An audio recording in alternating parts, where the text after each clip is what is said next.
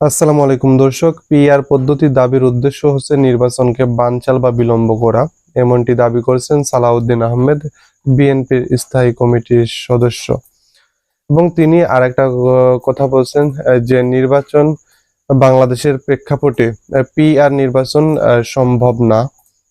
এরকম মন্তব্যে বিএনপির স্থায়ী কমিটির সদস্য সালাউদ্দিন আহমেদ বলে, যারা এই পিআর পদ্ধতি চাইছে তাদের একটা উদ্দেশ্য আছে তিনি বলছেন। এবং সেই উদ্দেশ্যটা হলো এমন যে নির্বাচনকে বিলম্ব অথবা নির্বাচনকে বানচাল করতে চায় তারা।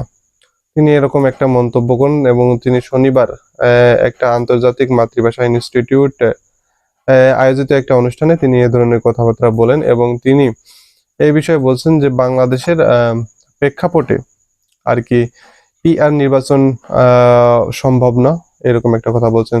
এখন কথা হচ্ছে যে পিআর নির্বাচন বলতে কি বোঝাচ্ছে। পিআর নির্বাচন হচ্ছে একটা সংখ্যা অনুপাতিক একটা মেথড আর কি।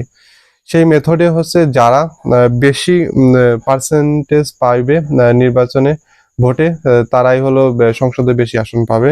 তিনি বলছেন যে এই বিষয়টা বাংলাদেশ সম্ভব না, তবে ধারণা করা হচ্ছে যে সংস্কারের যদি এরকম একটা নতুন যুক্ত হয়, নির্বাচন পদ্ধতি যুক্ত হয়, তবে হয়তো বাংলাদেশের মানুষের ক্ষেত্রে ভালো হবে। কারণ এই বিষয়টা অনেক দেশেই হয়ে আসছে, যেমন সুইডেন, জার্মানি আর তুরস্কে এই ধরনের নির্বাচন হয়ে থাকে, যে আপনার সংখ্যা অনুপাতিক নির্বাচন, এবং সংখ্যা অনুপাতিক যারা যত এগিয়ে থাকবে তারা তত আসন পাবে।